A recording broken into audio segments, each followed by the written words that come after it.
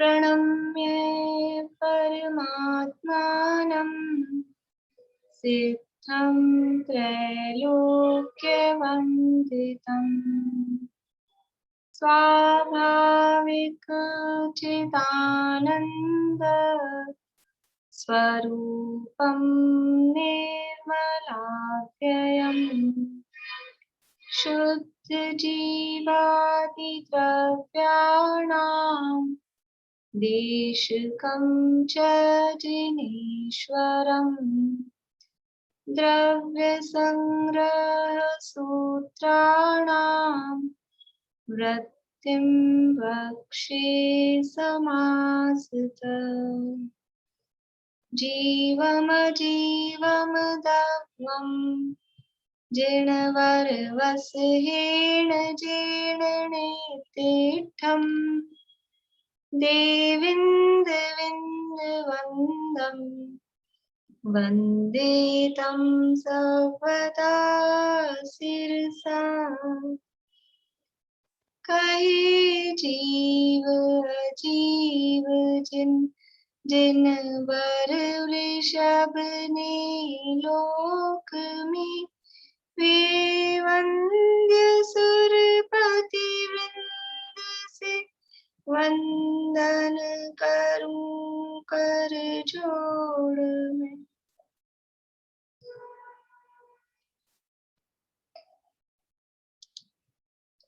गाथा पाठ भी करना है और आज यद्यपि सैटरडे है, नई गाथा का अर्थ देखना है या मंडे को ही देखें? तो नई गाथा का अर्थ देखते हैं ना अपन, देख लेते हैं अभी। पहले गाथा सुनाना चाहते हैं, कोई गाथाएं? हाँ सरोजा भाई, कहाँ से कहाँ तक की बोलनी है आपको? 28 से 40 तक। 28 से 40 तक। चलिए बोलिए।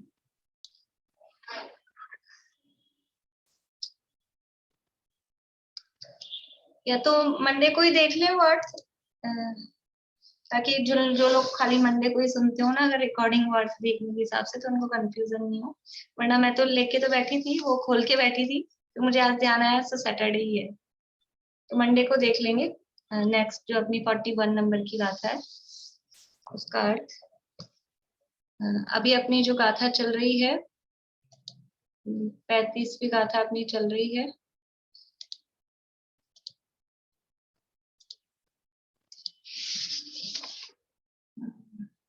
गाथा का पाठ एक बार करते हैं अपन।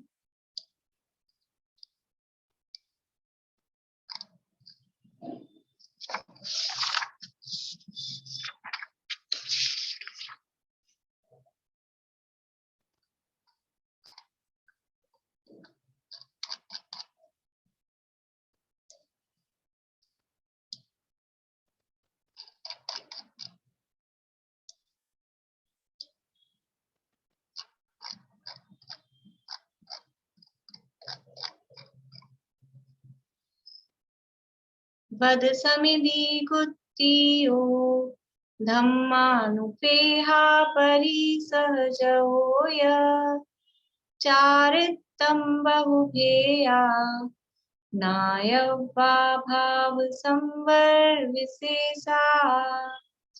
व्रत समिति कुप्ति धर्म अनुप्रेक्षा परिचय और अनेक प्रकार का चारित्र, इन सबको भाव संवर के भेद जानना। यहाँ भाव संवर के भेद कहें अथवा संवर के कारण कहें, उनकी चर्चा यहाँ चल रही है और ये सब संवर के कारणों में गिनाए हैं। व्रत समिति गुप्ति धर्म अनुप्रेक्षा परिचय और चारित्र, इनका जो स्वरूप है हम देखते हैं तो शुभ भाव रूप इनका स्वरूप हमको दिखाई देता है स्थूल रूप से जब हम देखते हैं। लेकिन जो शुभ भाव रूप इनका स्वरूप है वो तो शुभ भाव है, यानी आश्रव का कारण है। और यहाँ जो ये कहे हैं शब्द वही है, लेकिन यहाँ जो इनका अर्थ लेना है वो शुद्ध भाव रूप जो व्रत है, समिति है, गुप्ति है, धर्म है, अनुपेक्षाएं हैं, वो सभी संवर के भेद अथवा संवर के कारण होते हैं। शुभ भाव वो संवर का कारण नहीं है, शुभ भाव है वो शुभ आश्रव पुण्य के आश्रव का कारण है। और यहाँ क्योंकि इनको संवर के कारण या संवर के भेद में गिनाया है, इसका मतलब है ये सारी जो चीजें हैं, ये सारी जो बातें हैं, ये शुद्ध भाव रूप, वीतराग भाव रूप, इन सबको यहाँ हमको ग्रहण करना चाहिए। इसमें से हमारी चर्चा अनुप्रेक्षा के संबंध में चल रही है। अनुप्रेक्षा अर्थात वैराग्य उत्पादक तत्व परक जो चिंतन है, बारंबार उनकी विचार करना, चिंतन करना, वो अनुप्रेक्षा कहलाता है। और ये अनुप्रेक्षा 12 प्रकार की हैं।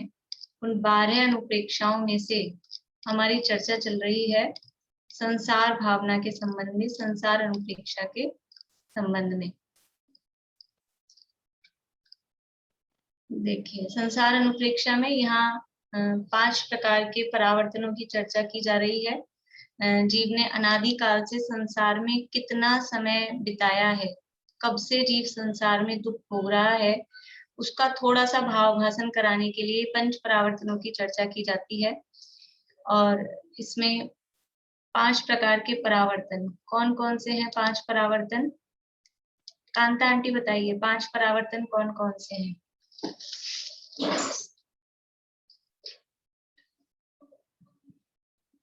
कांता आंटी बोलिए, चालू करिए आवाज आपकी। द्रव्य, क्षेत्र, काल, भव और भाव। बढ़िया।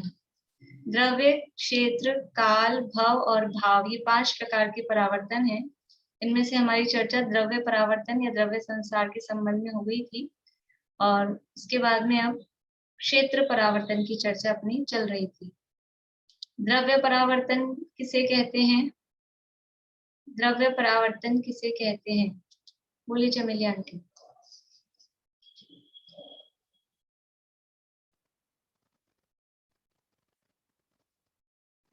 अनम्यूट करिए।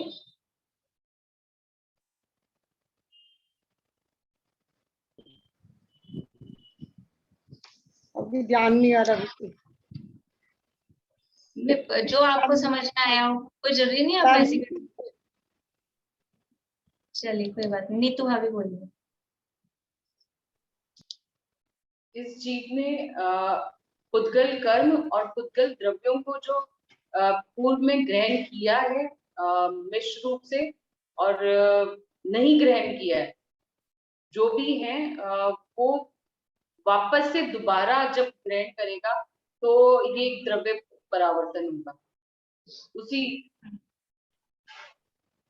ठीक है, बोलिए रजनी जी।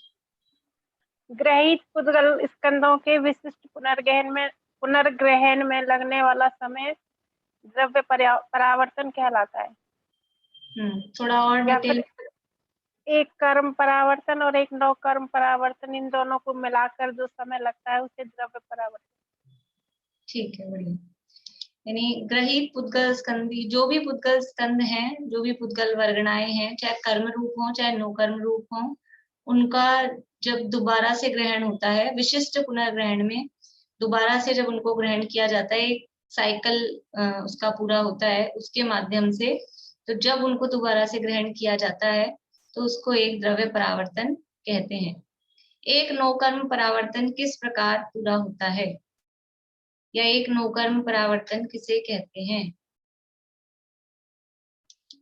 बोलिए प्रमोद। जिन ग्रहित पुद्गल स्कंदों को एक समय में नौकर्म वर्गणाओं को जिसने ग्रहण किया, एक समय प्रबद्ध ग्रहण किया और पुनः उनकी निर्जरा करी, ऐसे ग्रहित अग्रहित मिश्र पुद्गल स्कंदों को अनेक बार ग्रहण किया और छोड़ा, और फिर अनंत बार ग्रहण करके छोड़ने के बाद सेम उन्हीं वर्गणाओं को जो पहले समय में उसी आइडेंटिटी वाली और उतने ही स्पर्श होगा, क्या मतलब स्पर्श आदि क्वालिटी वाली, और उतनी ही क्वांटिटी में जब वापस ग्रहण करता है तो उसको एक नौकर्म परावर्तन। बढ़िया। यानी किसी समय में किसी जीव ने, किसी एक विशिष्ट समय को पकड़े, किसी एक समय में किसी जीव ने जिन नौकर्म वर्गणाओं का जो एक समय प्रबद्ध ग्रहण किया, वो जितनी संख्या में थे, जिस क्वालिटी के थे, यानी जैसे स्पर्श गंध वर्ण वाले थे, और जो वर्गणाएं थी, जो थी जितनी संख्या में थी और जिस क्वालिटी की थी, वे ही जो वो समय प्रबद्ध है, तो वे ही पुद्गल वर्गणाएं, वे ही जो पुद्गल के परमाणु हैं या स्कंद हैं, उनका जब दोबारा से ग्रहण होता है, जब कभी भी उसको, जब वो दोबारा से वो ही वर्गणाएं उतनी ही संख्या में और उसी क्वालिटी की वर्गणाएं जब दोबारा ग्रहण कर ली जाती है, तो उसको एक नौकर्म परावर्तन कहते हैं। लेकिन उनको दोबारा ग्रहण करने के बीच में अनंत बार ग्रहित, अनंत बार अग्रहित, अनंत बार मिश्र वर्गणाओं का ग्रहण होता रहता है, यानी बीच में अनंत काल उसमें लगता है। ये जो दोबारा काम होता है इसमें अनंत काल लग जाता है। इसी तरह से कार्बन वर्गणाओं का एक समय प्रबद्ध जब कभी किसी जीव ने ग्रहण किया, तो वो जो कार्बन वर्गणाएं थी, जितनी संख्या में थी और जैसी स्थिति अनुभाग वाली थी, वे ही कार्बन वर्गणाएं उतनी ही संख्या में और वैसे ही स्थिति अनुभाग वाली जब कभी अनंत काल बाद दोबारा ग्रहण करने में आती है, तो उसको बोलते हैं एक नौकर्म पुद्गल परावर्तन। और इस तरह से एक कर्म पुद्गल परावर्तन और नौकर्म पुद्गल परावर्तन दोनों को मिलाकर एक पुद्गल परावर्तन पूरा होता है। एक नौकर्म पुद्गल परावर्तन में कितना समय लगता है, उसमें भी अनंत काल लगता है, और एक कर्म पुद्गल परावर्तन में भी अनंत काल लगता है, और दोनों को मिलाकर जो पूरा पुद्गल परावर्तन या द्रव्य परावर्तन है, उसमें भी अनंत काल लगता है। वो अनंत अनंत में फर्क है, ये बड़ा अनंत है, वो छोटा अनंत है, लेकिन अनंत काल लगता है। अब ये पुद्गल परावर्तन से भी अनंत गुना बड़ा, जितना अनंत काल इसमें लगा है उससे अनंत गुना ज्यादा अनंत काल क्षेत्र परावर्तन में लगता है। क्षेत्र परावर्तन किसे कहते हैं कि जितनी भी अवगाहनाओं के प्रकार हैं और जितने भी लोकाकाश के प्रदेश हैं, तो अवगाहनाओं के समस्त प्रकारों को धारण कर लेना और लोकाकाश के समस्त प्रदेशों पर जन्म ले लेना, उसमें जितना समय लगता है, क्रम पूर्वक समस्त अवगाहनाओं को धारण करने में और क्रम पूर्वक लोकाकाश के समस्त प्रदेशों पर जन्म लेने में जितना समय लगता है, उतने समय को एक क्षेत्र परावर्तन कहते हैं। मतलब ये क्षेत्र परावर्तन भी दो प्रकार का है, एक स्व क्षेत्र परावर्तन और एक पर क्षेत्र परावर्तन। स्व क्षेत्र परावर्तन में क्या होता है, स्व क्षेत्र परावर्तन के अंतर्गत यहाँ जो अपना आकार, मतलब जीव अभी संसार अवस्था में है, तो जो शरीर धारण करता है वही उसका आकार होता है, अणुगुरु देह परमाणु ऐसा कहा जाता है। तो संसार अवस्था में जिस शरीर में जो जीव है वो उसका आकार कहा जाता है। तो जितने भी प्रकार के शरीरों के आकार होते हैं, जितने भी प्रकार के शरीरों के साइज होते हैं, सबसे छोटे से छोटी अवगाहना साइज से लेकर सबसे बड़ी अवगाहना तक क्रम से धारण करना। सबसे छोटी से लेके सबसे बड़ी अवगाहना अगर ऐसे कहें ना, रैंडमली कोई सी भी ले लो और फिर, तो उतना टाइम नहीं लगेगा, फिर तो कोई ना कोई होता रहेगा। लेकिन सबसे छोटी अवगाहना धारण की, उसके बाद में एक प्रदेश बढ़ाकर दूसरी अवगाहना, उसके बाद में फिर एक और प्रदेश बढ़ाकर, यानी सबसे छोटी वाली से 2 प्रदेश बढ़ाकर, फिर उसके बाद में 3 प्रदेश बढ़ाकर, फिर 4 प्रदेश बढ़ाकर, ऐसे करते करते वो जो सबसे बड़ी अवगाहना है, वो सबसे बड़ी अवगाहना धारण करना, तो इस प्रोसेस में पूरा जितना समय लगता है वो टाइम कहलाता है एक स्व क्षेत्र परावर्तन। सबसे छोटी अवगाहना कितनी होती है, किसकी होती है सबसे छोटी अवगाहना? बोलिए भारती आंटी, क्वेश्चन है। निगोदिया जीव की होती है सबसे छोटी अवगाहना। लेकिन मैं ये पूछ रही थी कि एक एक जो प्रदेश बढ़ेगा, वो आपने बोला था ना कि कोई भी, मतलब जैसे मैंने कोई शरीर धारण किया, उसमें कभी भी किसी भी वक्त वो आ जाएगा तब माना जाएगा। हाँ, तो फिर एक प्रदेश आपने कहा 3 डायमेंशन में बढ़ता है, तो तुरंत तो एक प्रदेश बढ़ा हुआ नहीं मिलेगा, ऐसा कुछ कहा था ना लास्ट टाइम। हाँ, एक ही जन्म में देखिए, जैसे पिछले जन्म में, यानी किसी के हो गए, अब 103 प्रदेश तक की अवगाहना उसकी हो गई मान लीजिए उदाहरण के लिए, अब उसको 104 प्रदेश चाहिए, तो किसी भाव में वो 3 डायमेंशन में बढ़ता हुआ 104 प्रदेश हो सकते हैं ना उसके। किसी भाव में उसके पहले 101 प्रदेश थे, फिर वो 3 डायमेंशन में उसने एक एक प्रदेश बढ़ाए, तो 104 प्रदेश हो गए। उदाहरण है, ऐसे इतना सा प्रदेश तो नहीं बढ़ते हैं, लेकिन ऐसा किसी भी भाव में किसी भी समय पे वो अवगाहना उसको मिल सकती है। अच्छा, लेकिन नहीं एक भाव में एक ही अवगाहना मिल पाएगी, क्योंकि इसके बाद नेक्स्ट वाली अवगाहना उसको उस भाव में नहीं मिल पाएगी।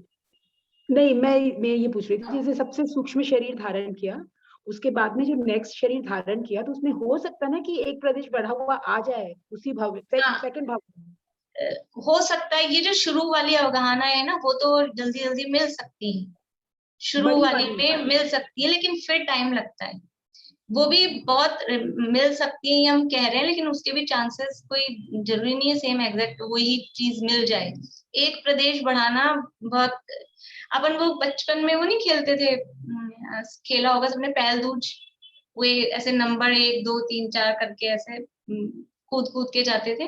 तो अब उसमें अपने को शुरू में पहले 1 पे डालना है, वो डल जाता है जल्दी से, फिर 2 पे डालना है, वो भी डल जाता है, फिर जब पीछे वाले डालने होते हैं ना 4 5 6 7, उसमें बड़ी मतलब उसमें जल्दी जल्दी आउट हो जाते हैं, क्योंकि वो पहुंचता नहीं है, और पहुंच भी जाए तो उसको पार करना वापस से वो मुश्किल पड़ता है। जैसे शुरू वाला जल्दी हो जाता है, बाद वाले में मुश्किल पड़ती है, ऐसे ही यहाँ भी है।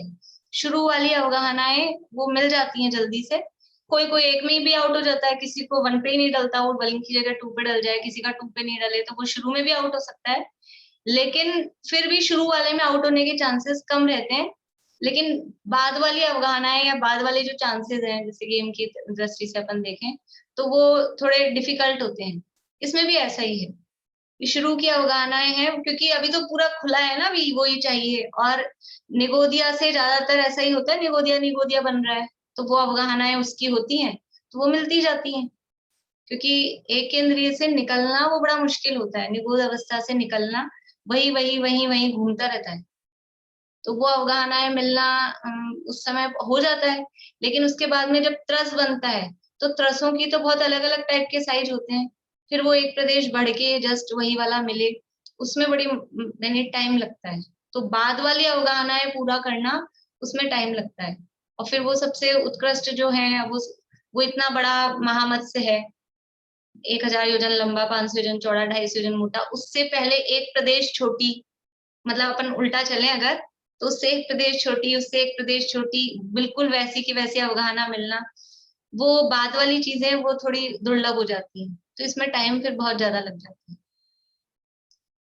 तो ये स्व क्षेत्र परावर्तन में अवगाहनाओं के समस्त प्रकारों को क्रम से पूरा करना है, यानी जघन्य अवगाहना से लेकर उत्कृष्ट अवगाहना तक समस्त प्रकारों को क्रम से धारण करने का जो काल है, जो टाइम है, उस टाइम का नाम है स्व क्षेत्र परावर्तन। सबसे छोटी अवगाहना मैं पूछ रही थी किसके होती है और कब होती है, बोलिए मनोरमा आंटी। लब्धि है पर्याप्त के। लब्धि पर्याप्तक अकेला नहीं, पूरा बोलना पड़ेगा। उन्होंने बोला था पहले, उन्होंने आधा बोला था, आपने भी आधा बोला। लब्धि है पर्याप्त दूसरे समय में नहीं, चलिए बोलिए। सूक्ष्म निगोदिया लब्धि है पर्याप्तक के 3 समय, मतलब हाँ, सूक्ष्म निगोदिया लब्धि पर्याप्तक के जन्म के तीसरे समय पर ये जो जघन्य अवगाहना होती है, अकेला लब्धि पर्याप्तक नहीं, लब्धि पर्याप्तक तो मनुष्य भी होते हैं, लब्धि पर्याप्तक सारे 5 इंद्रिय वाले होते हैं, इसलिए अकेला लब्धि पर्याप्तक नहीं, और अकेला निगोदिया भी नहीं, क्योंकि निगोदिया भी बादर भी होते हैं, सूक्ष्म भी होते हैं, पर्याप्त भी होते हैं, अपर्याप्त भी होते हैं, इसलिए अकेला निगोदिया वो भी सही जवाब नहीं है, अकेला लब्धि पर्याप्तक वो भी सही जवाब नहीं है। सूक्ष्म निगोदिया लब्धि पर्याप्तक, ठीक है, लब्धि पर्याप्तक नहीं भी बोले तो अपर्याप्तक बोल दें तो भी चल जाएगा, वो कोई बात नहीं, लेकिन सूक्ष्म है, निगोदिया है, और लब्धि पर्याप्तक का मतलब है उसकी आयु श्वास के 18वें भाग में। अपर्याप्त बोलते हैं तो भी वही, उससे वही ग्रहण करते हैं, अपर्याप्त का मतलब भी लब्धि पर्याप्तक ही लिया जाता है। और उसकी भी किस समय होती है, वो जो उसका श्वास के 18वें भाग काल है, उसमें से कौन से टाइम पे उसकी सबसे जघन्य अवगाहना है, तो उसके जन्म के तीसरे समय, जन्म के पहले समय पर नहीं, दूसरे समय पर नहीं, जन्म के तीसरे समय पर उसकी सबसे छोटी अवगाहना होती है। और वो अवगाहना कितनी होती है, घनांगुल का असंख्यातवां भाग, घनांगुल बटा यानी डिवाइडेड बाय असंख्या, घनांगुल का असंख्यातवां भाग ये उसकी उस समय सबसे छोटी अवगाहना होती है।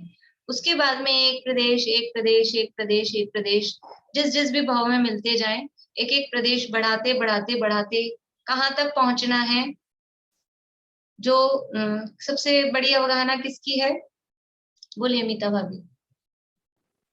स्वयंभू रमन में पाए जाने वाले महामत्स्य की 1000 योजन, 1000 योजन इंटू 500 इंटू 250 योजन।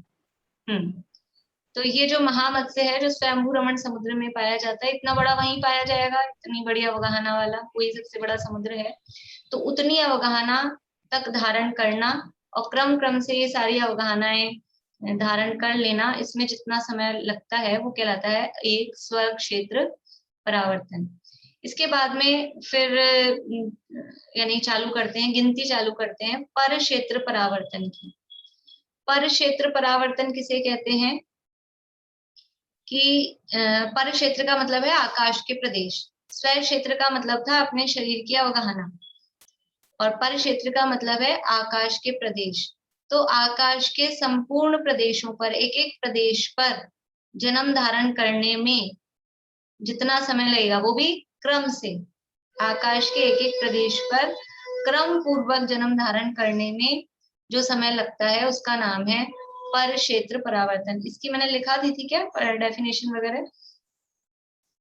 वैसे तो जिनके पास नोट्स हैं पुराने तो सबके पास है ही, ठीक है।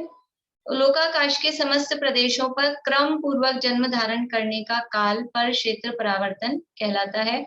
और ये कैसे स्टार्ट होता है, कहाँ से स्टार्ट होता है? तो इसका नियम है कि जो लोक का सेंटर है, हाँ उस दिन अपन ने चर्चा की थी लोक के सेंटर की। लोक का सेंटर कहाँ है? लोक का सेंटर कहा जाता है सुमेरु पर्वत। अब सुमेरु पर्वत इतना बड़ा है तो पूरा सुमेरु पर्वत सेंटर वो स्थूल रूप से कहा जाता है।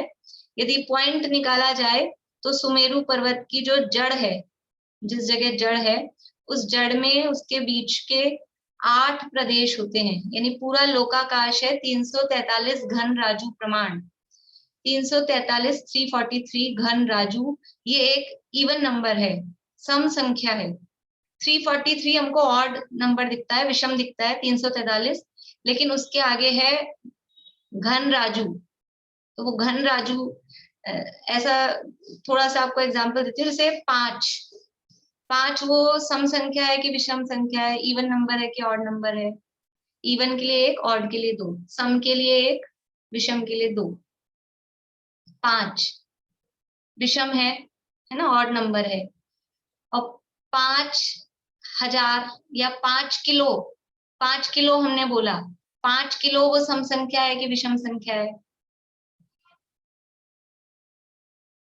5 किलो कंफ्यूज हो रहे हैं सब लोग, कुछ लोग सम संख्या बता रहे हैं, सम है। क्यों? क्योंकि उसमें 5 किलो में 5000 ग्राम, 5 किलो अकेला 5 नहीं है, उसमें 5000 ग्राम, उसको ग्राम बनाएंगे हम 5 किलोग्राम के, तो 5000, और 5000 सम संख्या है कि विषम संख्या है? सम संख्या है कि विषम संख्या है? 5000 वो सम संख्या है। 5 हमको विषम संख्या दिखती है, लेकिन 5000 बोलेंगे। अब उसके आगे जो वो लगाते हैं ना अपन, आगे जो भी किलो है, लीटर है, मीटर है, जो भी कुछ भी लगाएंगे, उससे फर्क पड़ेगा कि ये सम है कि विषम है। तो 343 हमको विषम दिख रहा है, और दिख रहा है, लेकिन उसके आगे घन राजू वो भी है। तो 343 घन राजू जो लोक के प्रदेशों का प्रमाण है वो इवन नंबर है, सम संख्या में है, और घनाकार रूप में है, 3 डायमेंशन में है।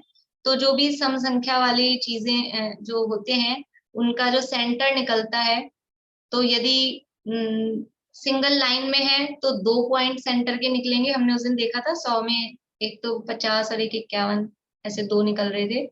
सिंगल लाइन में है तो 2 निकलेंगे, लंबाई और चौड़ाई 2 चीजें हैं तो 4 निकलेंगे, और लंबाई चौड़ाई मोटाई 3 चीजें अगर उसमें है, 3 डायमेंशन है, तो उसमें 8 जो पॉइंट है वो सेंटर के निकलेंगे, यानी 8 प्रदेश सेंटर के निकलते हैं।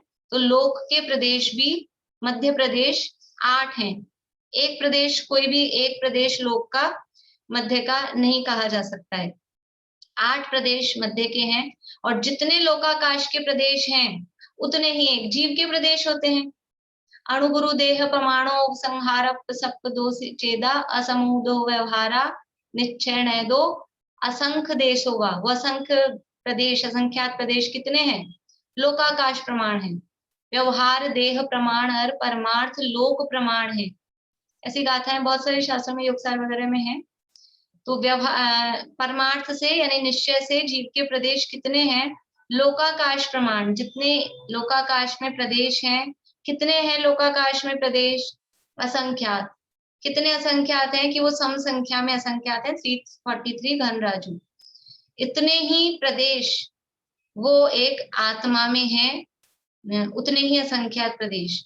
तो यदि पूरे लोक पे आत्मा को बिछाया जाए फैला के, तो बराबर बिल्कुल नाप का इक्वल उस पे फैल जाएगा। तो जो लोक का सेंटर पॉइंट आएगा वही आत्मा के प्रदेशों का भी सेंटर पॉइंट आता है। तो लोक के जो सेंटर पॉइंट है, जो मध्य के 8 प्रदेश हैं, वो सुमेरु की जड़ से वहां पर वो सेंटर पॉइंट है। तो वहां लोक के मध्य में अपने आत्मा के 8 प्रदेश वहां सेट हों, जो लोक का मध्य है।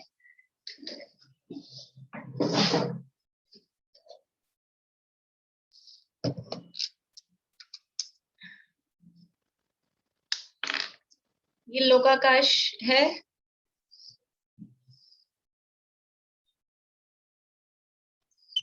ये लोक का मध्य है, ठीक है। ये सेंटर है लोक का। अब ये लोक के ये सेंटर के समझ लीजिए, यहाँ ये 8 प्रदेश हैं। तो ये लोक के 8 प्रदेश जहाँ हैं, उसी जगह ये जीव अपने आत्मा के 8 प्रदेश उसके यहाँ सेट हों। बाकी फिर पूरा जीव इतना इधर बाहर भी फैला है, समझ लीजिए ये 8 प्रदेश यहाँ सेट हो गए। तो लोक के मध्य के 8 प्रदेशों में हम अभी मनुष्याकार में है ना, मनुष्य शरीर में है, तो भी हमारे सेंटर है कि नहीं आत्मा के प्रदेशों का। जैसे शरीर का सेंटर पॉइंट नाभि स्थान कहा जाता है, तो आत्मा के प्रदेश अभी भी ये असंख्यात प्रदेश जो शरीर में है, उसमें भी वो कुछ मध्य में 8 प्रदेश हैं। तो वो मध्य के 8 प्रदेश यहाँ सेट हो गए। उसके बाद में जो भी शरीर का आकार हो, यहाँ पर ने गोलाकार बना लिया, जो भी आकार टेढ़ा मेढ़ा अमीबा जैसा कैसा भी आकार हो, वो बाकी बाहर फैल गया, ठीक है। तो यहाँ से रख के स्टार्ट किया, और ये जितने, ये कितने घेरे हैं, ये यहाँ ये जो प्रदेश है, ये तो 8 घेरे हैं इसमें तो। और यहाँ कितने प्रदेश आएंगे बाकी पूरे बाहर? कितने आएंगे बाकी बाहर की जगह में? नीलम भाभी, टोटल कितने प्रदेश? 343 में से 8 कम कर देंगे। नहीं, ये इस 8 के सहित ही बताना अभी टोटल कितने हो गए। 8 के सहित तो 343 हो जाएंगे। 343 प्रदेश नहीं है, 343 घनराजु प्रमाण तो लोक का क्षेत्रफल है। आत्मा के प्रदेश तो असंख्यात ही कहे जाएंगे, असंख्यात। तो ये कितने हैं अभी प्रदेश? असंख्यात। असंख्यात, बढ़िया। ये असंख्यात प्रदेश हैं। यहाँ बस 8 प्रदेश यहाँ आए, बाकी पूरे असंख्यात प्रदेश यहाँ फैल गए। तो अभी ये कैसे स्टार्ट होना है परिक्षेत्र परावर्तन, कि लोकाकाश के एक एक प्रदेश, ये एक ये प्रदेश है, एक एक प्रदेश पर जन्म लेना है ना, एक एक प्रदेश पे जन्म लेना है। तो ये एक बार में असंख्यात प्रदेश हो गए, फिर दूसरी बार कहीं जन्म लेगा तो असंख्यात हो जाएंगे। तो फटाफट फटाफट ऐसे ऐसे ऐसे करके कवर कर लेंगे, जल्दी जल्दी हो जाएगा। ये तो भी एक बार में असंख्यात कवर करेंगे अपन, एक लगाएंगे तो 4-6 रन नहीं बनेंगे एक साथ असंख्यात रन। तो ऐसा नहीं है, एक बार में एक ही प्रदेश को कवर करना है, एक बार में एक ही प्रदेश को काउंट करना है। तो अभी जो पहली बार का जो जन्म है, इसमें असंख्यात प्रदेश कवर हो गए। और जब भी कोई जन्म लेगा तो आत्मा एक प्रदेश ही तो है नहीं, एक प्रदेश पे आता भी नहीं है, असंख्यात प्रदेश में आएगा ही आएगा, असंख्यात प्रदेश लेगा ही। तो वो ये अभी पहली बार में जो असंख्यात प्रदेश यहाँ कवर किए हैं, तो असंख्यात बार जितने आत्मा के प्रदेश हैं, उतनी ही असंख्यात बार बिल्कुल इसी जगह पर, ये बीच में 8 प्रदेशों को रख के इसी जगह पर, इसी आकार मतलब इसी एरिया को कवर करता हुआ जन्म ले, तब तो ये असंख्यात प्रदेश कवर होंगे। ये वाले असंख्यात प्रदेश कैसे कवर होंगे? एक बार जन्म ले लिया, एक बार में पूरे असंख्यात कवर कर लिए, नहीं, ऐसे नहीं होगा। एक बार जन्म लिया, बीच में 8 प्रदेश रखकर फिर मर गया, फिर कभी घूमता घामता दोबारा ये बीच में 8 प्रदेश रखे, और फिर ये आकार का, यही वाले आकार, यही साइज होना चाहिए, उतने ही असंख्यात प्रदेश कवर होने चाहिए वापस। फिर दोबारा जन्म लिया तो 2 बार हुआ, फिर कभी घूमता घामता वही बीच में 8 प्रदेश रख के इसी साइज का आकार मिला, तब 3 हुए। ऐसे 4, 5, 6, 7, 8, 10, 100, 1000, लाख, करोड़, 10 करोड़, अरब, खरब करते करते संख्यात और असंख्यात, और जितने आत्मा के असंख्यात प्रदेश हैं उतनी बार यहाँ जन्म ले इसी तरह से, तब तो ये वाले असंख्यात प्रदेश कवर होंगे। केवल सबसे पहले ये असंख्यात प्रदेश कवर करने हैं। इसके बाद में जब ये असंख्यात प्रदेश हो जाएंगे ये वाले पूरे, फिर अगले बार में क्या होगा कि यहाँ से फिर एक प्रदेश आगे बढ़ के किसी भी साइड से स्टार्ट कर सकते हैं, उसमें ऐसा नहीं है कि इधर से कि इधर से, जिस भी साइड से एक प्रदेश आगे बढ़ा के बस अगला एक प्रदेश इसको कवर करना है, इतना सा। बाकी इधर से समझ लो किसी भी साइड से एक प्रदेश कम हो जाएगा और वो असंख्यात प्रदेश लेके अवगाहना धारण की, या उसको भी कवर करके थोड़ी बड़ी अवगाहना ली तो वो एक प्रदेश कवर हुआ। फिर उसके जस्ट पास वाला दूसरा प्रदेश अगले भाव में, अगले किसी जन्म में, फिर उसके जस्ट पास वाला एक और प्रदेश, ऐसे ले लेके क्रम से अब ये जो ये आकाश में क्या पूरे प्रदेशों की ऐसे पंक्ति बिछी हुई है, लाइन बिछी हुई है, मतलब वो लाइन से है प्रदेश, बिछी हुई कहीं दिखेगी नहीं। जैसे वर्ल्ड के या इंडिया के मैप में अपने को वो दिखती है लाइंस होती है, रेखाएं, क्या बोलते हैं उनको, नहीं होती है वो, अक्षांश बोलते हैं हिंदी में, देशा, वो क्या बोले मीता, क्या बोलते हैं इंग्लिश में उनको? फिजिकल मैप क्या वो? हाँ, अच्छा, वो लैटिट्यूड, लॉन्गिट्यूड, इक्वेटर। हाँ, लॉन्गिट्यूड, हाँ, वो जो लाइंस होती है ना, ध्यान आ गया ना सबको, मैप बनाते हैं तो ऐसी आड़ी लाइनें होती है कुछ, वो वो केवल मैप के लिए होती है, ऐसे कि दुनिया में अपन देखने जाओ तो लाइनें दिखेंगी नहीं, लेकिन उसके आधार पे देखा जाता है कि वो किस तरह से है। ऐसे ही यहाँ आकाश के प्रदेश भी लाइन वाइज है, पंक्तिबद्ध है, तो वो एक एक प्रदेश पर जन्म लेना है, और वो जन्म लेकर क्रम पूर्वक पहले एक साइड पूरा करे, फिर दूसरा साइड पूरा करे। वो जब पूरे प्रदेश कवर हो जाएंगे तब एक पर क्षेत्र परावर्तन पूरा होता है। बोलिए भारती। जो फर्स्ट टाइम जो स्टार्ट करेगा उसमें जो 8 प्रदेश कवर किया, उसमें जो शेप है वही शेप असंख्यात बार होना है। जैसे मान लीजिए कुत्ता है, कुत्ते का शेप है तो कुत्ता ही बनेगा असंख्यात बार तब। हाँ, पहली बात तो वहाँ कुत्ता हो नहीं पाएगा हाँ, वो उदाहरण के लिए, क्योंकि वो जगह ऐसी है वहाँ निगोदिया ही जन्म ले सकेंगे, सुमेरु पर्वत के नीचे। कोई भी हाँ, शेप, वो शेप इसलिए सेम होनी पड़ेगी ना, क्योंकि उन्हीं प्रदेशों को कवर करना है असंख्यात बार। अगर शेप बदलेगी तो वो शेप बदलते ही तो प्रदेश कुछ ना कुछ गड़बड़ हो जाएंगे ना। अगर शेप चेंज की तो फिर, अगर शेप चेंज होती है तो वो काउंटिंग में नहीं आता है। 8 प्रदेश तो बीच में रख लिए, वो तो आ गए, लेकिन अभी तो ये 8 प्रदेश वाली आई है। जैसे यहाँ बताती हूँ मैं आपको ऊपर, जैसे ये 8 प्रदेश तो आ गए, मान लीजिए ये 8 प्रदेश हैं, ये तो आ गए। अब पहले तो शेप थी ऐसी और अब उसने शेप ले ली ऐसी ट्रायंगल वाली, तो फिर ये कुछ प्रदेश छूट गए ना, तो यही प्रदेश असंख्यात बार पूरे कवर करने हैं, ये बीच में रखकर, और यही वाले प्रदेश असंख्यात बार कवर करेंगे, तब जाके ये असंख्यात प्रदेश कवर होंगे। यदि शेप चेंज करते हैं तो कुछ ना कुछ छूटता है, वो छूटता है तो काउंटिंग में नहीं आ पाएगा। और बाद में जब जैसे जैसे प्रदेश बढ़ते जाएंगे तो ये सेंटर तो फिर छूट जाएगा ना। हाँ, फिर सेंटर छूट जाएगा, फिर सेंटर की नहीं है, फिर सेंटर से तो आगे बढ़ जाएगा, फिर सेंटर की जरूरत नहीं, ये सेंटर तो केवल हम लोगों ने किया क्षेत्र परावर्तन। हाँ, डिफिकल्ट है तभी अनंत काल लगता है, और सबने किए हुए हैं। तो निगोदिया जी ने तो नहीं किया होगा? निगोदिया के जो नित्य निगोद में है उनके ये परावर्तन नहीं हुए हैं, क्षेत्र परावर्तन वगैरह। बाकी काल परावर्तन और भाव ये तो हो ही जाते हैं, भाव नहीं, काल परावर्तन और पुद्गल परावर्तन वो हो जाते हैं। बोलिए ज्योति जी। दीदी, एक तो वही सेंटर का ही था मेरा क्वेश्चन, मतलब फिर प्रदेश चेंज हुआ तो सेंटर वो चेंज हो जाएगा ना फिर तो बाद में, ये असंख्यात बार पूरा होने के बाद में, हाँ, बाद में हो जाएगा। उसने एक और प्रदेश उसको मतलब कवर करना है, और फिर जैसे अब उसने प्रदेश चेंज किया तो फिर उसकी अवगाहना भी वो बार बार उतनी चेंज होगी क्या? फिर बाद में अब बस उस पे केवल कंसंट्रेट हो रहे हैं कि प्रदेश अगला आ रहा है, फिर अवगाहना अब कौन सी है, सेंटर के प्रदेश किधर है, अब उस पे ध्यान नहीं है।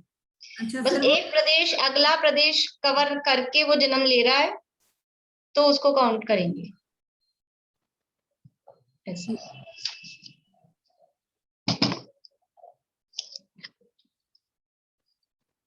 बोलो समीक्षा। यहाँ पे जन्म लेना ही जरूरी है क्या, कि मतलब जन्म लेंगे तभी, या फिर जन्म लेने के टाइम पे भाव में कभी भी कर सकते हैं? मतलब नहीं, जन्म लेने की ही बात आती है इसमें कि जन्म लेना है उस जगह पर। जैसे स्व क्षेत्र में तो वो अवगाहना जन्म के किसी भी जीवन के किसी भी समय प्राप्त कर रहे थे, इसमें जन्म लेने की उस जगह जन्म लेना है। और अभी काल परावर्तन आएगा, इसमें तो खाली जन्म की बात है, उसमें जन्म और मरण दोनों की बात आएगी, जन्म भी लेना है मरण भी करना है बाद में, उसमें दोनों की बात है। दीदी जो मतलब वो एक और कंफ्यूजन, मतलब जो प्रदेश बढ़ा तो उस प्रदेश पे ही जन्म लेना है क्या, ऐसा है? हाँ हाँ, जन्म लेगा मतलब उस प्रदेश को कवर करते हुए जन्म लेना है। जो अगला प्रदेश आ रहा है ना उसको कवर कर, यानी वो अपना बर्थ प्लेस जन्म क्षेत्र होना चाहिए। आकाश का हर प्रदेश उस जीव का जन्म क्षेत्र होना चाहिए। यानी ऐसा लगता है ना हमने कहाँ जन्म नहीं लिया, अब आज तक कहाँ जन्म नहीं लिया। ये जो हमारी जो गलत फहमियां हैं वो सारी गलत फहमियां दूर होती है कि हमने ये नहीं खाया, ये नहीं पिया, ये चीज प्राप्त नहीं की, यहाँ नहीं गए, यहाँ नहीं जन्मे, ऐसा ऐसा जो भाव होते हैं कि हर प्रदेश पे गए हुए हैं, हर प्रदेश पे गए क्या है, जन्म लिया है। अब जो अपना जन्म क्षेत्र होता है, जैसे कोई कहे अपने को कि समझ लो मुझसे कोई पूछे क्या आप जयपुर देखा है आपने जयपुर, तो क्या कहेंगे, अरे जयपुर में जन्म हुआ है, जयपुर में बड़े हुए हैं, जयपुर में रहते हैं, जयपुर देखा है। ये पूछना हंसी वाली बात है ना। तो ऐसे कोई पूछे आपने आकाश का वो प्रदेश देखा है क्या, वो जगह देखी है क्या, कि देखिए क्या कह रहे हो, हर जगह जन्म लिया है हमने तो। अब जहाँ जन्म लिया है उससे ज्यादा हम परिचित फैमिलियर किससे हो सकते हैं, जो हमारा जन्म क्षेत्र होता है। समीक्षा से पूछो, विदिशा को जानते हो, विदिशा देखा है कभी, तो हंसी आएगी कि क्या कह रहे हो आप, ऐसा है। तो दीदी मतलब हर प्रदेश पे जन्म लेना है ना, ये भी है, तभी तो वो जन्म का ही लेना है। यहाँ हर प्रदेश पर जन्म वाला समय ही काउंट करना है। बाद में आप कहीं भी पहुंच गए, अब आपने जन्म कहाँ लिया था, राघोगढ़ में। हाँ। अब आप कहीं भी पहुंचो, पेरिस पहुंचोगे, कहीं भी पहुंचो, वो काउंट नहीं होगा, राघोगढ़ ही काउंट होगा। ठीक है, मुझे उसी लेना है फिर से। ये मैं पूछ रही थी, सर्वात सिद्धि और सिद्धशिला में तो फिर सिर्फ निगोदिया ही बन के जा सकते हैं, वहां भी तो जन्म लेंगे। हाँ निगोदिया, तो हमने निगोदिया बनकर हमने सर्वात सिद्धि देख तो लिया। आंखें नहीं थी तब। ठीक है, कोई बात नहीं, चलिए। तो ये समझ में आई आपको कि मतलब जितने भी आकाश के प्रदेश हैं, हर प्रदेश पर जन्म धारण करना है, लेकिन क्रम से धारण करना है। और इस तरह से आकाश के वो स्टार्ट कहाँ से करना है, स्टार्ट होगा सेंटर से, जो सुमेरु पर्वत के नीचे लोक के मध्य प्रदेश है, वहां से शुरू होगा, फिर किसी एक दिशा में बढ़ता जाएगा, फिर वो दिशा पूरी होगी, फिर दूसरी दिशा को कवर करेगा। इस तरह से पूरे लोकाकाश के असंख्यात प्रदेशों पर जन्म लेने में, क्रम पूर्वक जन्म लेने में जितना समय लगता है वो समय कहलाता है पर क्षेत्र परावर्तन। और अब इसमें कितना समय लग रहा है कि वो द्रव्य परावर्तन से अनंत गुना ज्यादा टाइम इस क्षेत्र परावर्तन में लगता है। इस तरह से ये पर क्षेत्र परावर्तन, और ये पर क्षेत्र परावर्तन का जो स्टार्टिंग है वो भी जगन्य अवगाहना वाले शरीर से ही होती है। वो जो वहां जन्म होगा ना, जैसे भी आप कुत्ते का आकार कह रहे थे, तो और कोई दूसरा जीव वहां जन्म धारण नहीं कर पाता है, वो भी वहां भी वो स्टार्ट कर रहा है, तो वो सबसे छोटे आकार वाले से कर रहे हैं ताकि वो सबसे कम प्रदेश, असंख्यात में भी सबसे कम प्रदेश उस जगह के आए। तो वो जगन्य अवगाहना वाला जो सूक्ष्म निगोदिया लब्धिया पर्याप्तक है, उस जीव से वो स्टार्ट हो रहा है। उसके बाद में असंख्यात बार वही बना जब भी कभी भी जिस भी क्रम में उस जगह पर, उसके बाद में फिर दूसरी अवगाहनाएं वो धारण कर सकता है।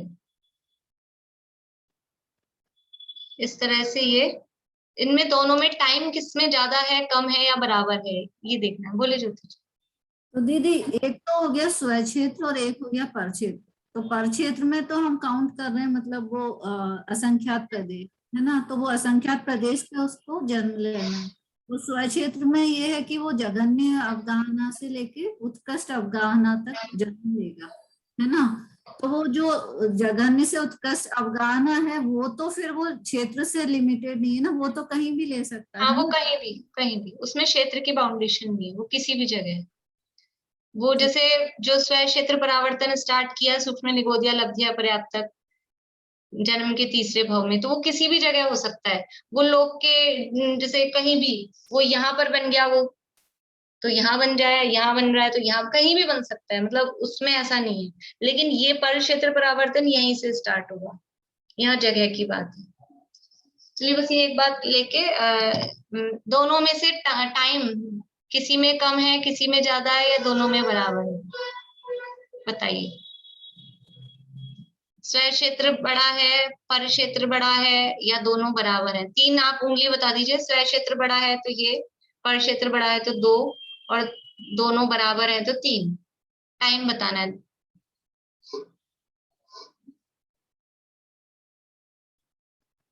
बढ़िया। समीक्षा, आपको नहीं समझ आ रहा? बढ़िया, सबके जो जवाब बता रहे हैं वो सही है। पर क्षेत्र परावर्तन में काल अधिक है। स्व क्षेत्र परावर्तन में अवगाहनाएं हैं, यदि भी समय उसमें लगेगा, लेकिन फिर भी पर क्षेत्र परावर्तन में, क्योंकि लोकाकाश के एक प्रदेश को कवर करना है और असंख्यात बार तो पहले यहीं इसी जगह पर वो जन्म लेना है, फिर क्रम से बढ़ाते हुए जाना है, तो पर क्षेत्र परावर्तन में लगने वाला काल वो अधिक है। लेकिन दोनों मिलाकर क्षेत्र परावर्तन पूरा होता है। स्व क्षेत्र परावर्तन और पर क्षेत्र परावर्तन दोनों मिलकर फिर एक क्षेत्र परावर्तन पूरा होता है। इस तरह से ये क्षेत्र परावर्तन की चर्चा यहाँ हुई है, जो एक के बाद एक परावर्तन है। द्रव्य से क्षेत्र, क्षेत्र से काल, काल से भाव, भाव से भाव, उत्तरोत्तर अनंत गुना इनमें टाइम ज्यादा लगने वाला है। इसमें ये भी है ना कि आगे के जो क्षेत्र पर फिर वो उत्पत्ति वो अलग प्रकार की एक पर्याय में हो सकती है, जैसे अवगाहना कोई भी हो सकती है फिर उस। हाँ, वो तो हो गई ना बात। वो तो फिर कवर होना चाहिए। देखिए, पर क्षेत्र में केवल उस जगह को कंसीडर करना है, वो जगह होनी चाहिए, फिर कोई सा भी आकार हो, बाद में कोई सा भी साइज हो, उससे कोई फर्क नहीं पड़ता। बस स्टार्टिंग है तो क्योंकि वो पर्टिकुलर वो जगह वाली बात है, तो वहां निगोदिया ही ले सकता है जन्म, इसलिए स्टार्टिंग वो जगन्य अवगाहना से है। बाकी बाद में फिर कोई सी भी अवगाहना हो उससे मतलब नहीं है। और जो स्व क्षेत्र परावर्तन है उसमें क्योंकि साइज ही देख रहे हैं, तो उसमें जगह से फर्क नहीं पड़ता, किसी भी जगह हो, लेकिन वो वाली साइज आपको मिलना चाहिए। तो उसमें साइज की मुख्यता है, इसमें जगह की मुख्यता है। बोली नीलम भाभी। एक ये जो इसमें एक क्षेत्र परावर्तन में अनंत काल लगेंगे, ऐसे बोला जाएगा? हाँ, अनंत काल है, लेकिन कितना अनंत है कि द्रव्य परावर्तन से अनंत गुना, उसमें भी अनंत है, इसमें भी अनंत है।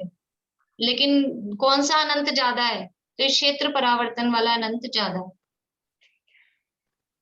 बोलिए भाभी।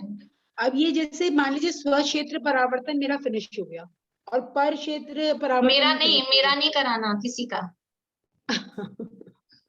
नहीं, मेरा नहीं।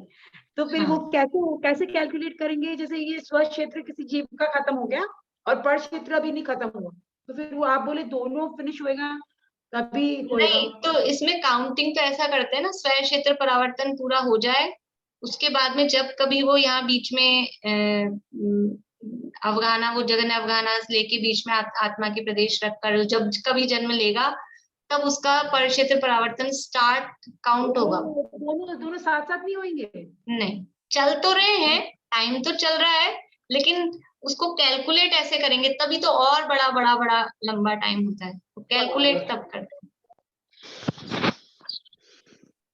चलिए, अभी अपना समय भी हो गया, ये हो गया। कल से हम कल मतलब मंडे से काल परावर्तन की चर्चा अपन शुरू करेंगे और 41 नंबर की गाथा का अर्थ भी मंडे को अपन देखेंगे और थोड़ा सा कुछ पीछे का रिवीजन भी, शुरू की जो गाथाएं वगैरह हैं वो भी थोड़ा थोड़ा सा करेंगे, वरना फिर सब भूलते जाएंगे अपन।